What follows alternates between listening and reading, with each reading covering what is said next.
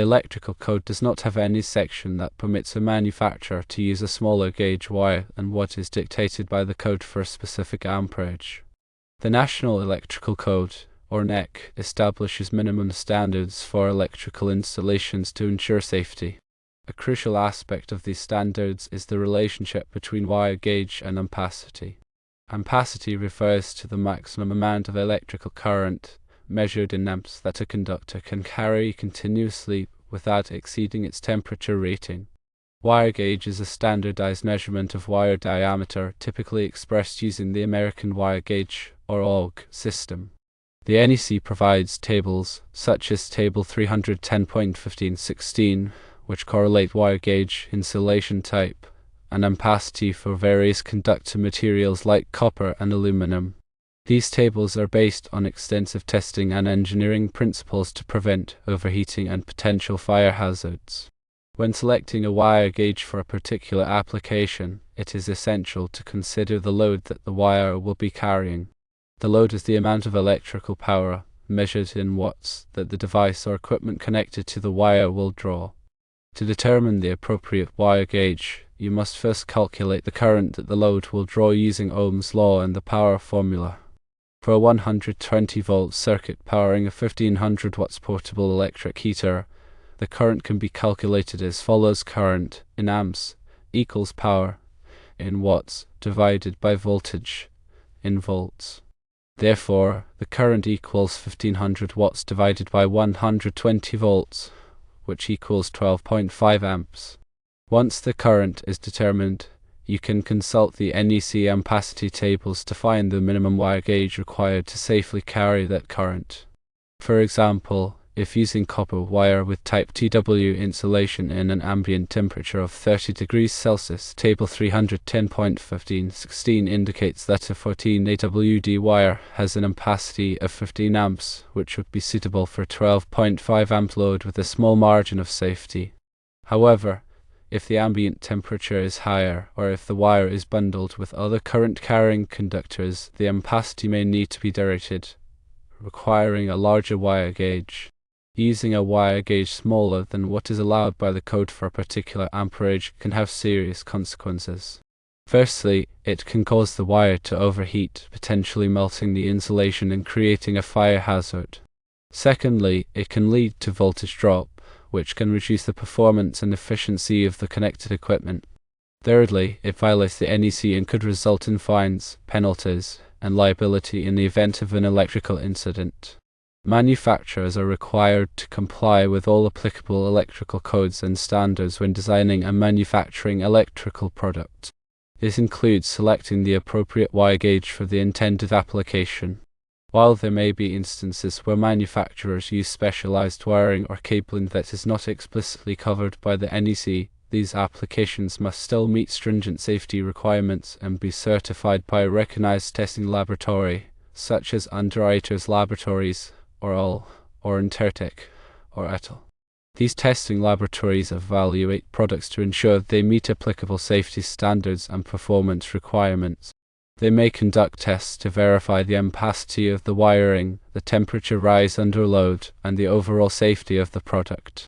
If a manufacturer wants to use a wire gauge smaller than what is typically required by the NEC, they would need to provide substantial evidence that the wiring is capable of safely carrying the intended current under all operating conditions. This evidence would typically involve extensive testing and analysis to demonstrate that the wiring does not overheat, experience excessive voltage drop, or pose any other safety hazards. In addition to the NEC and testing laboratory standards, manufacturers may also need to comply with other relevant regulations, such as those related to product labeling and consumer safety. These regulations may require manufacturers to clearly indicate the wire gauge and ampacity of the wiring used in their products. They may also require manufacturers to provide warnings about the potential hazards of using undersized wiring or overloading the circuit. It is important for electricians, electrical inspectors, and consumers to be aware of the wire gauge and ampacity requirements of the NEC and other applicable standards. When installing or using electrical equipment, it is essential to ensure that the wiring is properly sized for the intended load. If there is any doubt about the appropriate wire gauge, it is always best to err on the side of caution and use a larger wire gauge than what is minimally required. In addition to the minimum wire gauge requirements, the NEC also specifies requirements for the type of insulation used on electrical wires. The insulation is the non-conductive material that surrounds the wire and prevents it from coming into contact with other conductors or grounded surfaces. The type of insulation required depends on the application and the environmental conditions. For example, some types of insulation are more resistant to heat, moisture, or chemicals than others. It is important to select the appropriate type of insulation for the specific application to ensure the safety and reliability of the electrical system. The NEC also specifies requirements for the installation of electrical wiring. These requirements cover topics such as the methods of wiring, the spacing between conductors, and the support of conductors. Proper installation is essential to prevent damage to the wiring and to ensure that it is able to safely carry the intended current. For example, the NEC requires that electrical wiring be protected from physical damage by being installed in conduit or raceway. Conduit is a rigid or flexible tube that encloses and protects electrical wiring. Raceway is a channel or trough that is designed to hold electrical wiring. The NEC also requires that electrical wiring be properly supported to prevent it from sagging or coming into contact with other objects. The supports must be spaced at appropriate intervals to ensure that the wiring is securely held in place.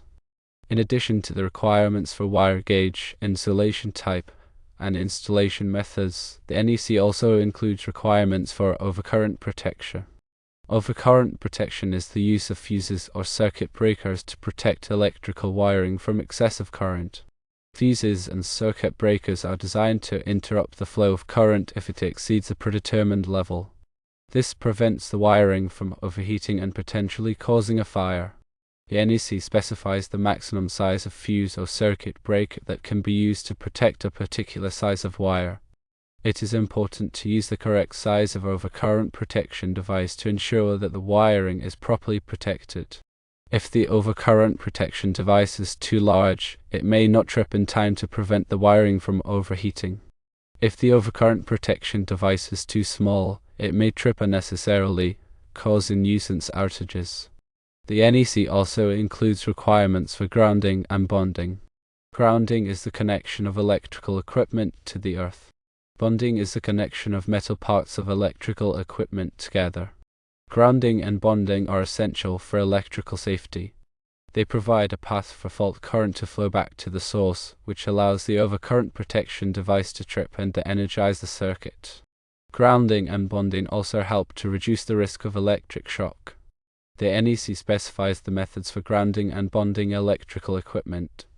It is important to follow these methods carefully to ensure that the electrical system is properly grounded and bonded. In summary, the NEC is a comprehensive set of standards that covers all aspects of electrical installations. It is important for electricians, electrical inspectors, and consumers to be familiar with the NEC and to follow its requirements carefully to ensure the safety and reliability of electrical systems. There is no provision that allows manufacturers to circumvent these safety standards by using smaller gauge wire than permitted for a given amperage. Compliance with the NEC and adherence to established safety practices are paramount in preventing electrical hazards. The NEC requirements are based on safety and cannot be ignored.